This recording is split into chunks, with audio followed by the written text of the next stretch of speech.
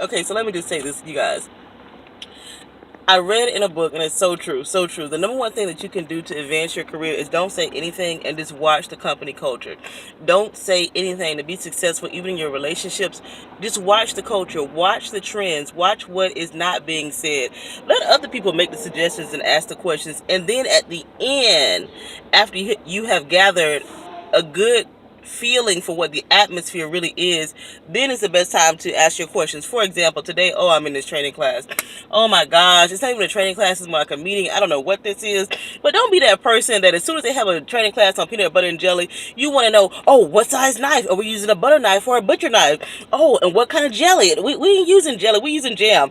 And what's the difference between jelly and jam? Don't, it's like give the person a chance to give you all of the information and let other people ask questions, and then you will be better able to articulate exactly what is important and if the question needs to be asked. I know we come from that kind of school where there's no such thing as a stupid question, but it doesn't make you appear smarter or more like leadership if you're just throwing questions out there just to have an open conversation when everybody else's time is on the line. Another thing that I will say about being successful in the workplace, please don't sleep with nobody. If you married or if they married, please marry people. Everybody's going to be watching, and I'll say that because most people who do stay in the same like work environment and do, consider themselves to be like professional or whatnot, the first thing they're doing is they are watching. Even if they're not gossiping or talking about it like per se, people are watching the things you do and don't do. Like me, I am always late. I also have a reputation. I hurt somebody's feelings yesterday because it was like, oh yeah, we'll never be managers because we are not good employees. I was like, we? Who are you talking about? Me and you? Oh, so I know I'm not. And that hurt their feelings. I said, oh no, we're not. And that's not because I'm not a good employee, but maybe what I bring to the table is not good for what this environment needs leadership to be. And that comes from listening and watching. Like, to me, what's important to me is to be knowledgeable and respected. It is not important to me to climb the ladder just because I can. I want to be able to know what I'm talking about before I manage you on that topic. I just don't think that I would walk into a situation and not know the subject matter and consider myself a manager, and I don't even want to be a manager. I want to be a leader. I don't want to be a supervisor. Anybody can supervise. Anybody can watch over somebody else's shoulder. So that's not important to me. That's not like a measure of success. I got to find a place to park because I don't got all turn around. But I say that because it's important that you recognize as you're listening and as you're watching where you fit in. And that's not a bad thing. It's actually the best thing that you can do for your career because you then get to decide. I'm trying to block some stuff out that you guys can't see. You then get to decide what is the best fit for your life. And a lot of people are frustrated, and I'll tell you, me, I get frustrated when I try to fit myself into square pegs. It doesn't work for me, so I have to be very careful about, okay, now what are my skills and when can I showcase my skills, because my skills are not going to show in every single environment. And I know the trend right now is to be a jack of all trades and a master of none, but I'm telling you, there is power in skills.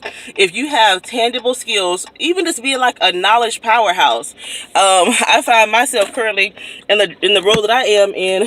I'm retaining knowledge, and as the doors are revolving and I'm staying consistent at this one position because I'm not seeking promotions. I'm in a department, I hope none of my coworkers are watching, but this is serious. From what I have seen in my department, it is where managers are born or where management comes to die. Like, you either came from a management position or you're trying to be a manager. That's what my department is. I never came into it with that mindset. I came into it because I needed a job. And I was lost, honey. I was lost and they hired me. And I needed a paycheck because my boyfriend was breaking up with me, and it was that story. I didn't tell them that. I didn't tell them anything because I know people will judge you on your shortcomings. So they don't know much about me. And that's always been like a transitional thing for me where I don't know when and I don't know how.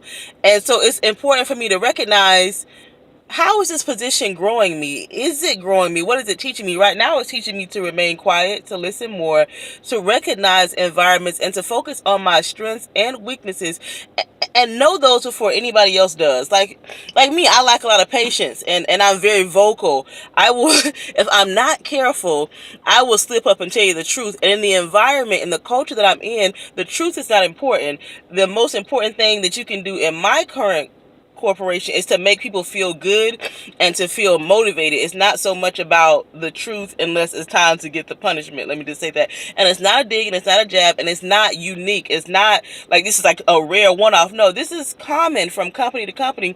Personality, attitude, presentation, how what you say is received is more important than the message that you're delivering, which makes sense because new text message from +18325944252. Somebody is text messaging me telling me what time the lunch is over. And see, that's what I mean. They have certain people, it's 12:41. They're text messaging me telling me that our lunch is abbreviated, so it's like 45 minutes, so 12:45. I already know that, and you have to be so careful about what you allow people to feed on, because even the person that sent me that message, I'm an adult. And I let that be known. And I'm a respectable adult. You don't have to chastise me. And they're not even like, they're just like my peers. But they try to dig at me because I don't appear to have my feathers ruffled. And I don't appear to be as bothered as they are about certain things. So I'm going to cut this video short to make sure that I'm back in there at 12:45. But hopefully you gained something out of this. It was all over the place because I was rushing from lunch. I know this is not the best lighting, but I just wanted to come and talk to you guys. I like doing these workday videos. Put